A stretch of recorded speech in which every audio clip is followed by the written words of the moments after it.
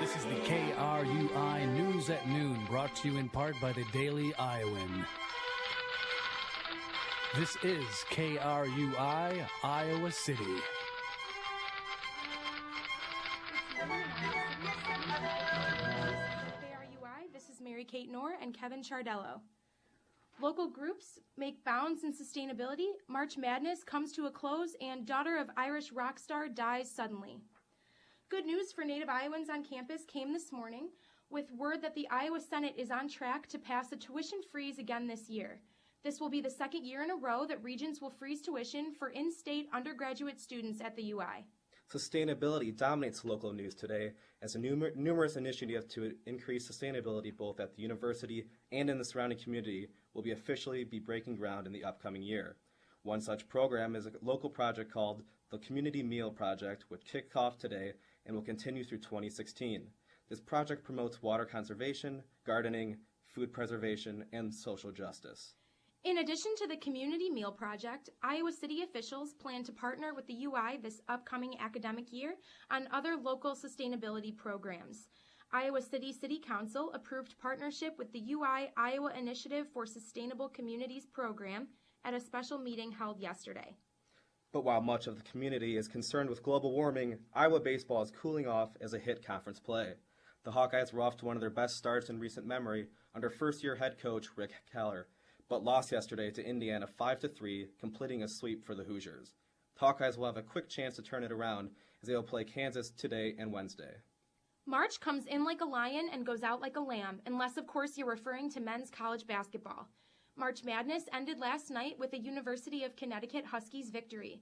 UConn defeated the University of Kentucky Wildcats 60-54, winning the school's fourth NCAA tournament title since 1999.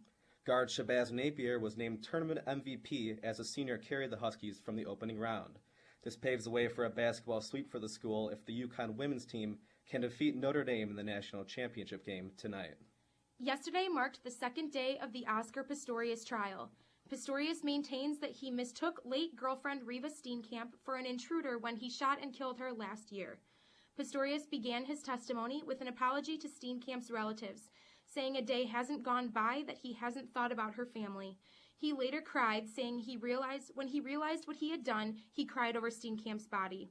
Reva Steenkamp's death was echoed in the news of another model's unexpected death south of London yesterday. 25-year-old Peaches Geldof was the daughter of Irish musician Bob Geldof and late TV presenter Paula Yates. Geldof's body will be examined on Wednesday by a forensic pathologist to determine the cause of death. The search for lost Malaysia Flight 307 rages on.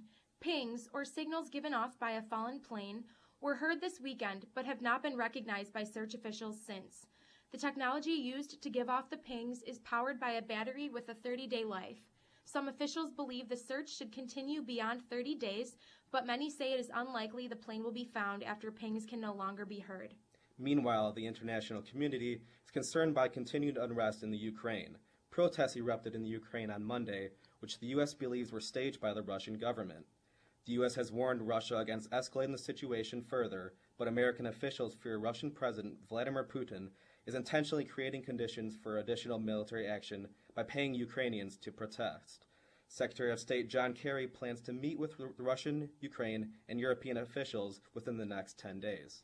While John Kerry deals with Putin this week, Congressman Vance McAllister will be dealing with a different sort of controversy here at home.